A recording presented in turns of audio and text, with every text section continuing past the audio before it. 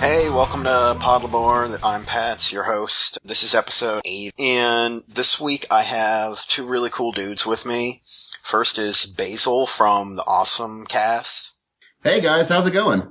And Dave from, I guess, Astro Toy on ANN, Colony Drop. Where else can people find you, Dave?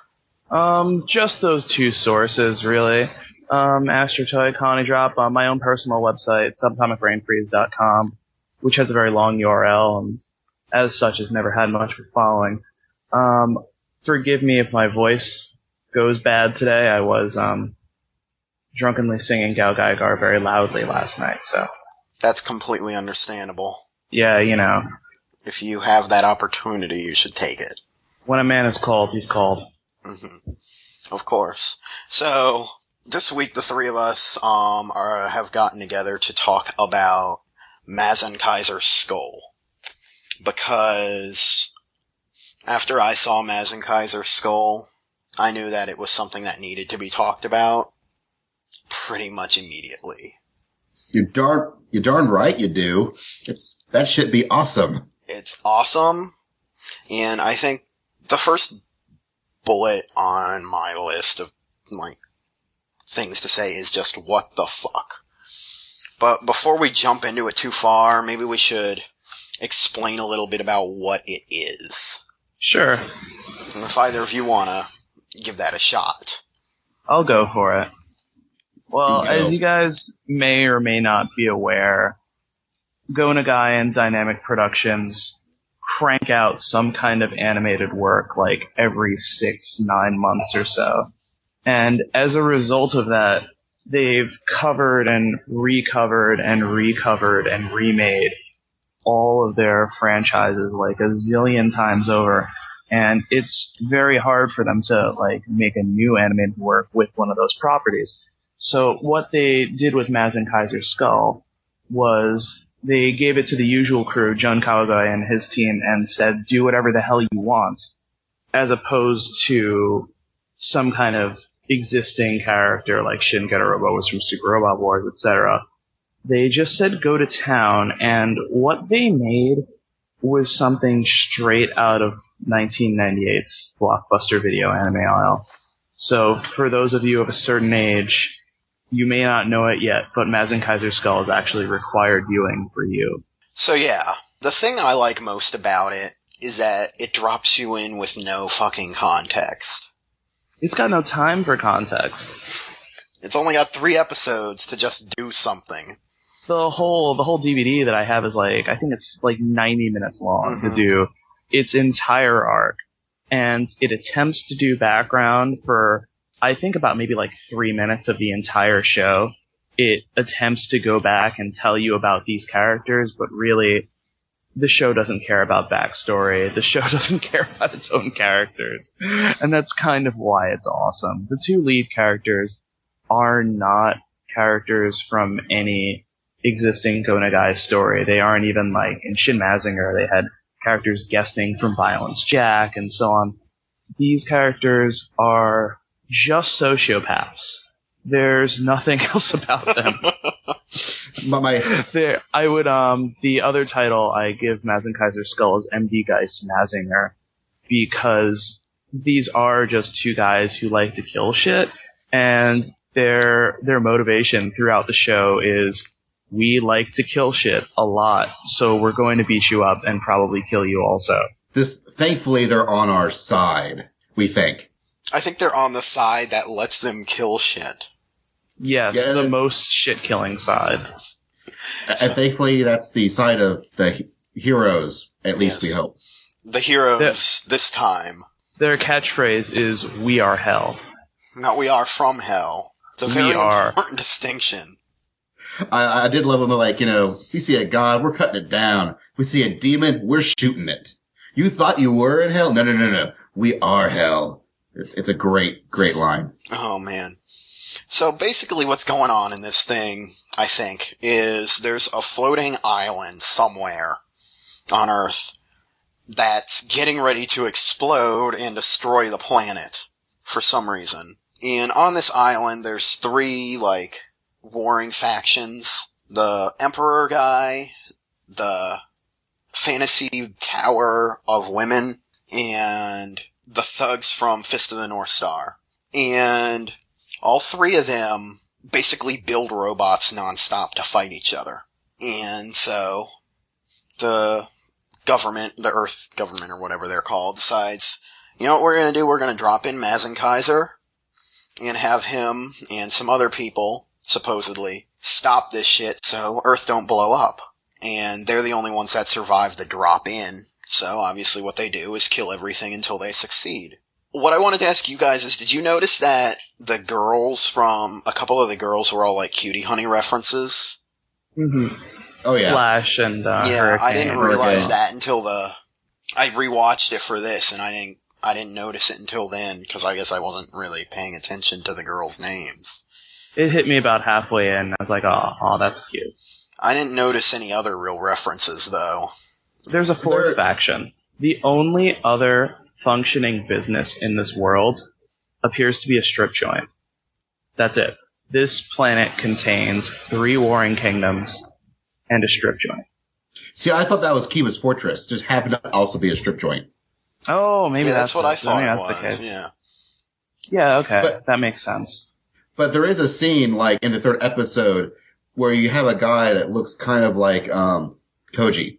And and they show up for 5 seconds.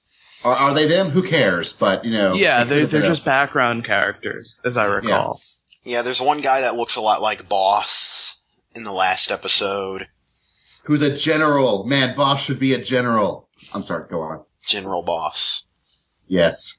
We have to start on the robot, because I think the robot is emblematic of how over the top the entire proceedings are. Mazinger is a robot that shoots his fists out, shoots fire out of its chest, and shoots lasers out of its eyes, and that's about it. And but that's in the not past enough. 30 years of robot design, they've been piling extra things onto him. And in the 90s, they came up with the old Mazinkaiser, which that was considered the gaudiest and most ridiculous thing. They've made a metal version of Mazinkaiser. The guns are also knives. The sword isn't just a sword, it's a saw serrated sword, so maybe it's like a chainsaw sword that they fire off their hands and just kind of let the sword cut thing as the fist flies. It's 2 pilots for no particular reason. One of the guys is the gun guy and the other guy is the sword guy. And they're both crazy. And important thing about the guns is that the guns are his chest, and he takes them off, and they become the guns. And they're not like laser guns. They use bullets, so he's constantly reloading at the same time. There's, the first time the guns come out, there's this long Equilibrium homage where Mazinkaiser is a 40-foot tall robot, standing around and doing spins and crap, and he throws the clips into the empty clips in the ground. This is one of the best fight scenes. Mm-hmm. He throws the already shown as emptied clips into the ground, and then starts stabbing the guys with the guns that are also knives. But he does a John Woo dive towards the direction of the we have established depleted clips, and just kind of pops them into the guns while falling. And now there are bullets in the clips, and he shoots some more robots. That's the kind of fight scene you can look forward to in Mazinkaiser's Skull. But even the clips have knives on them. Even the clips. Yes, they have sharp edges. They're like little pickaxes. Yeah, and then at one point he puts the guns together and puts them on a staff and uses them as a giant axe. I completely forgot about that. stab Lance part. That comes out of nowhere. It lasts all of 5 seconds, too. The actual Mazinger attacks are only used in, like, the last 30 seconds of the entire show. Yes. Because they're so busy just coming up with other ridiculous shit.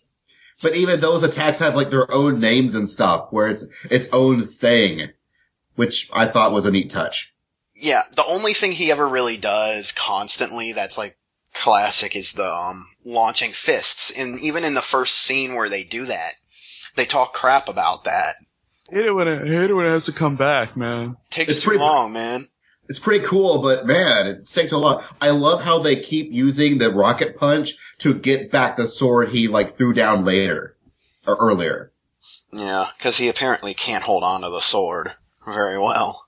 These are very logically minded young men. Yes. Well, they gotta switch out so they can use the gun guy. I mean, you can't hold the sword and use the guns. Now, that's just crazy. You make a very good point. It would be unfair. I think it's important to note that the entire look of Mazinkaiser skull is like a demon, and the Pilder is a skull instead of being a classic. It's like a really happy, smiling skull too. More so than usual for a skull. Like the cheeks are kind of upturned, and there's skulls all over the body, as I recall. Yeah. It's very metal. It's so metal that the show's theme song is done by Loudness. Yes. So I think we last saw an anime in like Gene Shaft or something. Anyway, they're a Japanese 80s as it gets hair metal band, and the lyrics of the song are things like "Immortal God Machine set the world free," and the opening animation concludes with a shot of a skull that then has a knife thrown into the skull. And I believe then the skull and the knife both explode into fire. Yes. So that is again the kind of show Mazinkaiser's. I can't tell you what Mazinkaiser's skull is like. I can only tell you what kind of show it is. It is in the metal section of your local retailer. God, it really is like the most metal anime I have seen in so fucking long. MD Geist Mazinger on the island of the Robo Babes. And even the island itself looks like various parts of it look like various like metal covers that you would think you would see. Like even the island itself is kind of metal looking. Yeah. There's actually a lot of cool background detail in this show. Like maybe it's just the level of production values that they have, but like I found the backgrounds pretty interesting. The Warlight Kingdom is a Japan. The Fist of the North Star area is just like a post-apocalyptic Earth, even though the apocalypse hasn't actually happened at this point. Mm-hmm. And then the Robo-Babes island is just like a high fantasy novel. Yeah, they make it very clear that they're all very, very different factions, even though they're all on the same relatively small island. But the island is in the middle of nowhere, and because of that weird gravity curtain thing, it's cut off. So they've just been doing their own thing for who knows how long, just because no one can get out and no one can get in, and they're just fighting because that's what you do. Yeah, when you have limitless resources and you can build robots, what is there to do but build robots? I suppose their only natural resource was robot shit. Like, we don't have farms here. We just have, like, robot shit. That's it. So we build more all the time. More of them. And they have them blow up all the time. They do like to blow them up. This is a good-looking show, also. Remember, this is like a 3-episode OVA that was done maybe last year in Japan. And the production values are pretty high-end, like fairly high-end. I would say that the best animation is probably in the first 2 episodes, and then it sort of starts to peter out a little bit. Yeah, towards like halfway through the second episode, the actual like fight on foot between one of the pilots and the villain, is kind of not perfect. A lot of still frame, TV show style guys charging at. Not something you would expect. Their budget definitely slipped at some point. Or they were focusing it on, Or they were focusing on machine murder. Yeah. Like, I noticed when I was looking at the staff page, I don't think it had that big of a production staff. But I noticed, like, the director's also the storyboard guy. And there's a lot of guys doing double duty in this thing. So I have a feeling it was also like more of a smaller scale project to begin with. So they probably did have to, prioritize what scenes got what, level of animation. Yeah, I'm pretty sure it was like a low budget deal. One of the ways you can tell how much Bandai cares about a robot anime is how many toys they made. And there was only one Mazinkaiser Skull toy thus far, and it was packed in with the first episode of the DVD in Japan, just like a single 30-minute DVD, and it cost about $200 and you can't get it anymore at the end. So, sadly, I can't own a Mazinkaiser Skull on my own. They better fix that. I really want them to do like a Soul of Chogokin or something like that. It doesn't have to come with Robo Horse, but we'll get to that. Man, I hope it does, though. But, yeah, that's kind of the weird thing about it. They clearly didn't put a ton of pressure behind this thing, and it didn't have a massive budget. But we finally get it in the US, and it's DVD only, which is obvious because Blu-ray. Japan and Blu-ray. Yeah.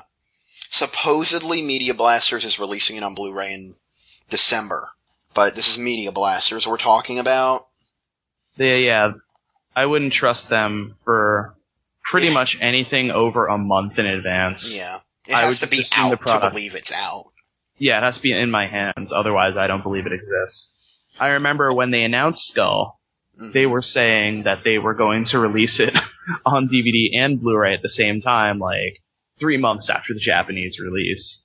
And Japan just stepped in and said, no sir, NG, we're out of here. And it became a DVD-only release.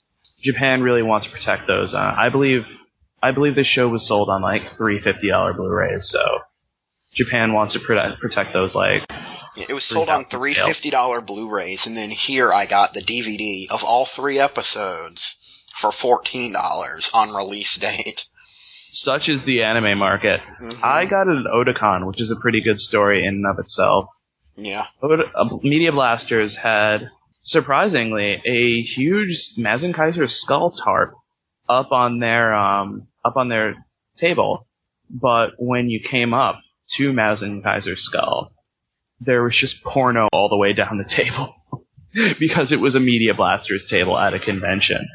And I was actually looking for it, so I was looking for the show, so I go around the table to the next very long Media Blasters table. I get to the end. We're still in Pornland. It took like 3 tables worth of material until I got to the very corner of like the third edge of this table and found the one remaining copy of Mazinkaiser Skull. Not that I blame Media Blasters for that placement. I know it sells for them. Yeah. And it ain't Japanese cartoons, but there it is. Mazinkaiser Skull is very good for getting people to your booth, but don't actually, like, sell it to them. Nah, never sell it to them. I was really shocked by that, because I figured they were gonna just, release it and then forget about it. Though, I should note that was the last copy of Mazinkaiser Skull at Otakon, according to the guy, so somebody was buying that. Good on them. Yeah. They obviously have great taste in entertainment that doesn't really make any sense at all. But you know what? Some of the best entertainment doesn't have to make sense. Or it can be just fun and just cool to watch. And even though it doesn't make sense, at least in context of itself, it kind of does. As long as you're willing to let it be crazy and madcap, it does tell you a complete story, abridged as it is. It is an abridged story. Yeah, it doesn't really tell you the beginning. It's kind of missing a lot of the middle, actually. It has a character flashback in the middle that's about, like, a minute long. They tried to tell backstory about one of the characters, and it just completely disappears. There's a point in the second episode where they're fighting, and one of the bad guys goes and calls one of the pilots something. Like, I think it's some German thing, too. Yeah. And he's all shocked. And then it causes him to lose the fight. but we don't know what the fuck they're talking about. And it's just never revisited. Like, things like that are Mazinkaiser Skull also. At the very end, there's a great sum up of what happened, because what happened isn't very clear. So the narrator comes in and says, well, guys, there was this island where everybody was fighting, but Mazinkaiser came along and stopped the fighting by pretty much killing everyone. Great job, Mazinkaiser. Great job, crazy Mazinkaiser guys. See you later. And they just roll end credits right there. Yes. But that's all you need. Shit went down, send Massacre Skull, kill shit, win the game. I mean, what else do you really need? At the heart of it, yeah. Yeah, pretty much. You know, something about it, though, it's ridiculous, and I love how ridiculous it is, but I almost felt like it was trying a little too hard to be ridiculous, and it kind of forgot a little bit of the fun in its ridiculousness, if you can follow what I mean by that. I sort of get you there, but I was honestly reveling in all that stuff. Yeah. Yeah, like, there's this one part where, well, you already mentioned it, the on-foot fight with the enemy general, where Sword Guy jumps out of the pile there, the little robot plane that they fly in, the skull robot plane.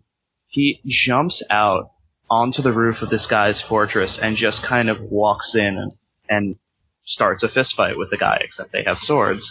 And there's this one really extended cut where he just, like, licks the hilt of his sword to show, like, how hardcore he is. Every time I see it, I just, like, chuckle. Because it's so silly. And even, like, the guy, the enemy general afterwards says to him, dude, what was that? Was that, like, some kind of insult, I guess? And the guy just says back to him, I don't know either! And they start fighting. Yeah. It's like, yeah, I don't know. I'm pumped up. Yeah. Alright. Let us continue. They're always pumped up is the great thing. Yes. And, like, we know one thing about Gun Guy, and that he's a German, and that's that he's a German word. We know nothing about the Sword Guy, except that he is pumped all the time. And loves to kill. And just loves killing things with his swords. Oh man, and he doesn't wear sleeves. No, he doesn't do sleeves. The character designs are actually worth noting in this show, because I remember when the first sketches came out, people were already complaining, oh no, look at these fishy characters. The character designs are tight leather pants type characters. They're both in tight leather pants, I'm pretty sure. Yeah. The difference between Sword Guy and Gun Guy is that Gun Guy plays it slick and actually wears a coat, and Sword Guy doesn't do sleeves at all. That's the main difference between them. One is clearly Ryoma Nagare, and the other is clearly Hayato, is how I would put them. If you listener know Getarobo. Yeah, I remember that, and it's like, you can say that, but then if you actually watch that and still think that, I think there's something, you're getting mixed signals somewhere. 'Cause, like we've been establishing at this point, they're fucking sociopaths. I thought it was interesting that they had designs like that on paper were like really obvious Fujoshi bait. Mm-hmm. But in the show, that doesn't, like, come through in any way at all whatsoever. No, because as soon as you see them, they're killing things. Like, as soon as you start seeing you killing things and you stop paying attention to what they wear, and they're like, oh shit, what just happened? Oh, they're all dead. Okay, is that robot entrails? Oh yeah, yes, they're robot entrails. There's a great part, well, actually, Mazinkaiser Skull's entrance is a great scene. Oh, it's that's one of the best scenes in the thing, because it's one of the best animated fights, and it's just ridiculous. One of the things about Skull is that, honestly, as enjoyable as it is all the way through, I really think the first episode was the best part of the entire thing, because it had, like, the best fights, and it had the best gags, which I'm about to just describe one at length. There's a scene where the Robo-Babes are fighting with the Fisted North Star thugs, as they usually are. And one of the Fist of the North Star thugs manages to find himself in the cockpit of one of the Robo-Babes robots. And of course, as is Go Nagai logic, he is getting ready to molest her. At which point, the earth shakes, and he bites. He's got his tongue wriggling out towards the girl, and the earth shakes, and his tongue just comes slamming down. I mean, his teeth just come slamming down on his tongue, spewing blood everywhere. And I remember that until the camera zooms out and shows us that was just Mazinkaiser arriving. Just the arrival of Mazinkaiser, bit this dude's tongue off. He's immediately knocked to the ground and squished like a bug under its foot, of course. Yes, and it causes blood to splatter all over the Robo-Babe. Yeah. Why were you here? Go! You're getting in our way of killing things. We'll have to kill you too. We don't want to kill you. Yes, that's in the second episode. They tell the other forces, go away, because we're gonna kill everything. And that's pretty much these characters. That's these characters' MO. At the beginning of the show, there's a scene where the soldiers who are all about to die are talking to each other. Hey man, nobody goes home in this guy's unit. They all die because these dudes are so hardcore. They all just die as a repercussion of that. And when the guy says, "Oh, geez, what are you scared?" And then they all die on the spot. Yep. And they establish characters in that moment too. Yeah, which is a great bait and switch. There are named characters in this scene you think are going to be with you throughout the shit. No, that was just the first 30 seconds of Mazinkaiser's skull. That was just to establish the killing. That might have been more characterization than the sword guy got. Honestly, it was. Scared guy in Carrier, I think, got more character time than sword guy. They have names. All these characters have names. Sword guy has a name. Do you have any idea? I could probably look it up. No, don't. I don't remember. I'll point this exercise.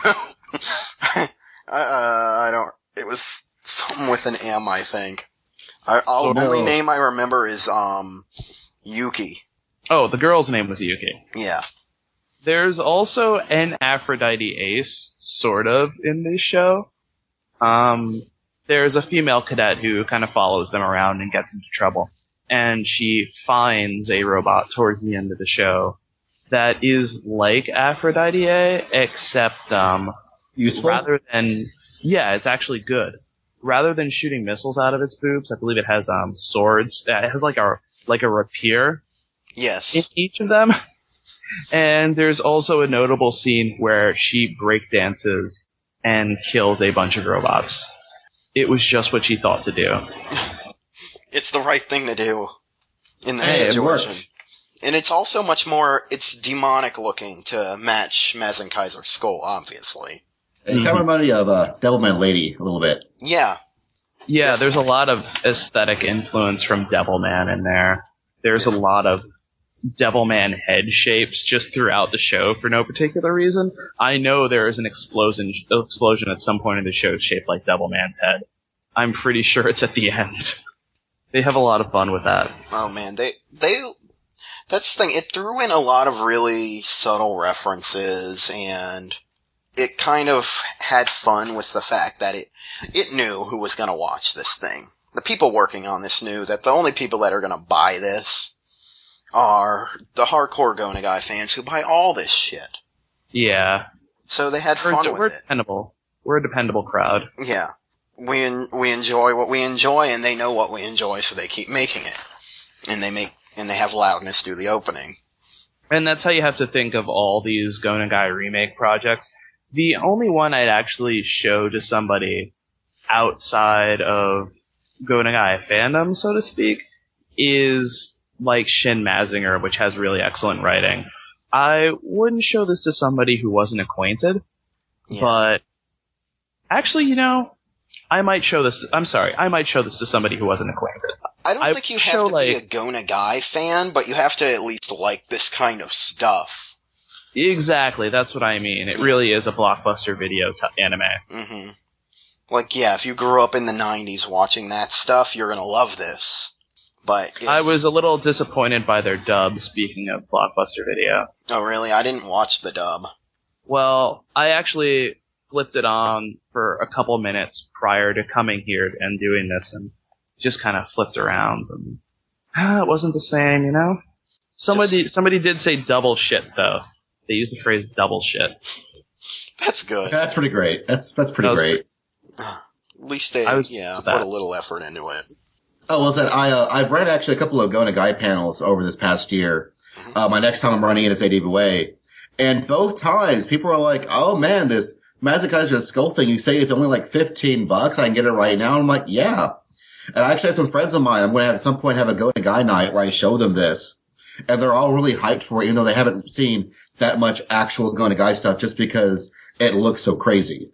Oh yeah, it's impressive. I was just at the Go Nagai panel at Otakon, and when they showed Skull, there was like a similar, wait, what is this? Reaction from the crowd.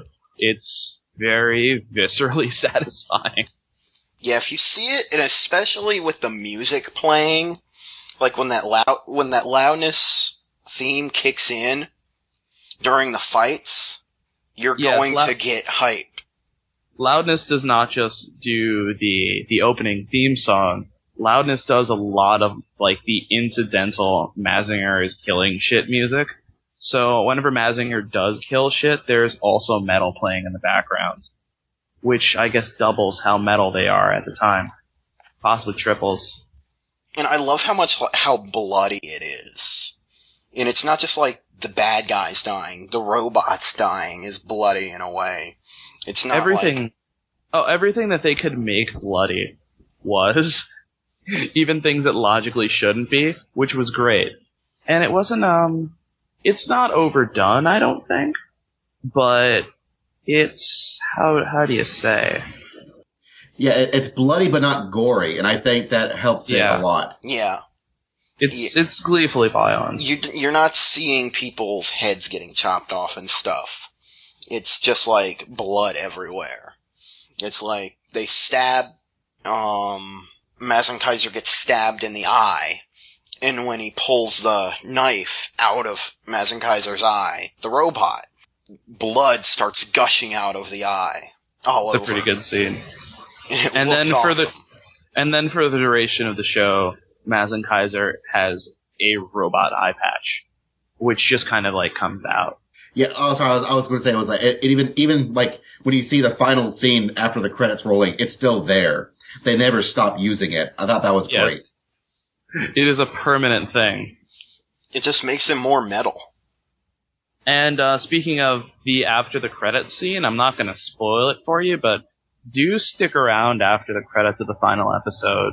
It's just a 10-second clip, but oh boy, what a 10 seconds they give you. It's both a sequel teaser for a sequel, which realistically will probably never happen, and it is also a complete, like, did you think we couldn't do more? 'Cause we coulda, and they put it on you. Mm-hmm. Please do more. Please do more. Oh, I would love to see more Mazinkaiser SKL. Oh man.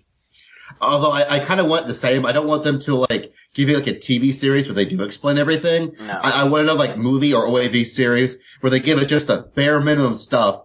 Because I think our gun guy and sword guy, I really just don't think they have enough to them to actually run a TV series on their shoulders.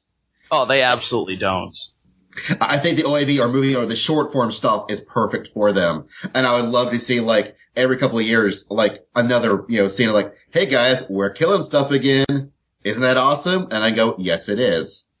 Yeah, 90 minutes at a time is like the perfect treatment for this kind of character and this kind of thing. And the only times at all during which the show gets bogged down, and we're talking maybe for 2 minutes at a time, are the times when it tries to get into its mythology but doesn't really want to spend time on that and doesn't care that much. So you just kind of get these incoherent bursts of information. And those are like the only down points of the show. So if you had a TV series, it would probably be mostly down points. Yeah, every time that happens, and it happens, like, in all 3 episodes, they'll have those conversations where it alludes to relationships between characters, and people talk. But you don't know what they're saying. No, none of it makes sense at all. Like the gravity curtain. What's the gravity curtain, you guys? I know it's a thing you can't get in or out of. And it kills everybody. It's a curtain made of gravity, guys. I don't see what your problem is. I mean, how is it made? I don't know. Through, like, on a hanger of gravity where you hang the curtain of gravity. It must have come out of the gravity factory. Well, that's the problem. There's a giant gravity factory inside this thing. Yes. That's going to gravity through the core of the Earth and blow the Earth up with gravity. You gotta stop gravity, man. You gotta stop gravity. This is like... Well, the problem is they're using too much gravity. It's true. The gravity of this situation cannot be understated. Now, does the gravity make the robots? I think so in some way. I think they're gravity robots. I'm not sure how, but... At least one of them's a gravity robot for sure. Oh yeah, one of them is defined as a gravity robot. Oh, the one at the end, right? Yes. Yeah. It's powered by gravity. Boy, is it ever. Mazinkaiser isn't really big on natural law, so you can imagine how they deal with a gravity robot. They get real mad. Oh. Don't tell us where to stand. Don't tell us how to stay up and down. And he finally gets his damn wings. Oh, yeah, yes. That's another thing. Like, a lot of the cool stuff comes out in the last 5 minutes or so of the show, and there is a jet scrander of sorts in the show. That's another one where, like, I don't want to give it away, because it's kind of cool and clever, so we'll just leave it. There is a jet scrander, and it's a big Batwing thing. The whole thing is kind of just an exercise in ridiculous, and that's really what makes it so, special. Yeah, we've stated this plenty of times, but it is a sit back, watch, preferably with some friends kind of thing. You're gonna have fun. Well, I should restate. You're gonna have fun if you are able to enjoy stuff like this. I know people who are not, like, biologically able to, and I don't know what's going on in their minds, but I like explosions. Okay, that can be solved with alcohol.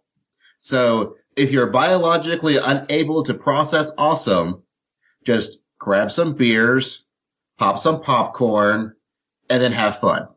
That's true. I do recommend a 6-pack for this show. Well, I recommend like 3 or 4, but that depends on how many people you got over. That was what I did when I invited everybody over to see Bao a while back. We watched it on VHS. Oh man, Bao. Oh man, you actually have a VHS of Bao? Yeah, I have the dub VHS of Bao. Nice. Well, the DVD is impossible to get, so I just kind of looked at the next best option. It was a $3 VHS tape. It was actually still shrink wrapped from Sam Goody after 10 years. Because I just got the tape like 2 or 3 years ago. The shrink wrap had been on it for so long that when I opened the shrink wrap, the paper like on the VHS tapes was actually like kind of starting to tear off. I had to be like really slow about it because the plastic had bonded to the paper. I didn't know that was possible. That's kind of awesome. Yeah, it was pretty awesome. Mazinkaiser Skull is ridiculous. Do you guys have any last words before we wrap it up, though, on Mazinkaiser Skull? It is the best $15 on anime you can spend that has come out this year. Absolutely. It is the best deal going. I'm checking it right now, how much it's going for on Amazon. $14.99 for Mazinkaiser Skull. That's a movie ticket right now. Mm-hmm. You're not going to regret it. What I didn't ask you guys before we go is, what do you think of it in comparison to, like, the original Mazinkaiser? Is it, like, even the same thing, or...? they're practically different genres at that point. I would say I prefer the old Mazinkaiser OVA to this. Mm-hmm. I would say that this is actually probably more accessible than the old Mazinkaiser OVA, though. Much more so. The Mazinkaiser OVA is really steeped in you knowing Mazinger Z and being a fan of Mazinger Z, whereas Skull I could show anybody. Like I was saying about the Go Nagai remakes, you don't want to show somebody the wrong title if they've never seen any of this before. And I would say that like Mazinkaiser OVA would be the wrong title to show. Mazinkaiser SKL would be the right title to show because Skull has the spirit of Crazy Go Nagai on it. It's not by Go Nagai, but it understands his intentions. It understands the gift that he wanted to give all 10-year-old boys. And also us. But we're 10 too, so it's okay. So, we're all 10-year-old boys. Yeah, usually when I talk about Go Nagai stuff, I kind of have some, really rough categories. Two of them is giant robots and one of them is bloody mayhem. And I point out that sometimes these categories, are stacked on top of each other, and that's what Skull is. You take like a lot of bloody mayhem stuff you might see in like Black Lion or Violence Jack or Devil Man, and also the giant robot action of Mazinger or Jeeg or something like that, and you sort of squish them together and then pump a lot of metal music into it, and that's what Skull is. And I think it is the best thing you can do right now if you want someone to watch some awesome giant robot action, but they don't really know what they're getting into. This is a great start because no one knows what you're getting into with this thing. Like, nobody does, even people who've watched Mazinger before. And if they like this, then then you go, okay, well, there's these two other tracks you can sort of go on, whether it be Mazinger or G or Get a Robo or Devilman or Black Lion, Violence Check, what have you, and they sort of know where to veer. Or veer in both directions if, they're awesome. Oh yeah, absolutely. Yeah, that's the nice thing about it too, is it's only 90 minutes, so you're not committing someone to 26 episodes or more of something to get them to watch it. You're saying, look, it's an hour, we'll drink a beer, and if you don't like it, you don't like it. It doesn't kill you. So force everybody you know to watch Mazinkaiser Skull. That's the moral of the story, right? Yeah, bribe them with alcohol. Yes. It'll go fine. Yeah. So, that's Mazinkaiser Skull. Before we go, why don't we remind everybody where to find you guys on the internets? Why don't you go first, Basil? Alright, you can find me, my podcast is The Awesome Cast, the podcast for everything awesome. You can find that at osmcast.com. I also have a blog called thebasilblog.com that I never write on. And you can find me on Twitter /thebasilfeed. Okay. I'm in a bunch of spots on the internet lately. Colony Drop is www.colonydrop.com. It's the group blog. I write there as Dave, along with about 6 other angry young men. We're very mad about everything. And if you're watching Kaiji or Penguin Drum right now, we're in the commercials. My own personal blog is subatomicbrainfreeze.com, where I just talk about the things that I can't sell to people.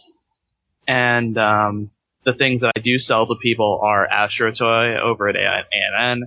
Every 2 weeks I get a lovely Japanese action figure. There's a robot coming soon, so get hype. I'm not saying what it is.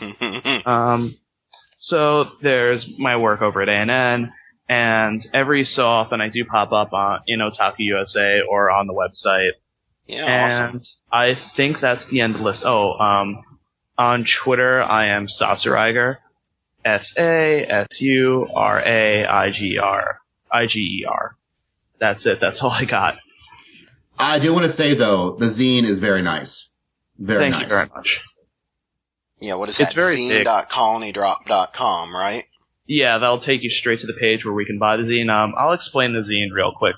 We self-published a fanzine of the type that you might have seen 10 years ago because we decided that print was dead, which means that we needed to get in on it. So that's what we did. It's $10 plus shipping. It contains lovely articles from me, from Dave Merrill, from Tim Maughan, I believe. Let me see. I've got it right here. There's a comic on the back. It's gorgeous. My dude Mark has contributed a novella retelling of the Riding Bean OVA. So it's absolutely worth all of your money, but thankfully we're only charging $10. Only $10 gets you all of that. How could you not buy it? And it's gloriously pink. Gloriously. Yeah, it's only got one color and it's pink. It's a good color.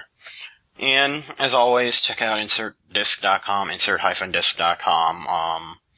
There's a lot of bizarre stuff on there these days, a lot of articles about Sonic the Hedgehog, for some reason. This, along with other podcasts, so be sure to check it out, and I Don't Even, for us watching bad movies. We watched Samurai Cop this past week. I'm a big proponent of that film. Holy crap, is that... What's his name? The black sidekick? Oh, the cop, yeah. Is the best the best character in that whole damn movie. Oh, he's got the best facial expression. Oh man, every 10 minutes, his face. Take that gift of yours.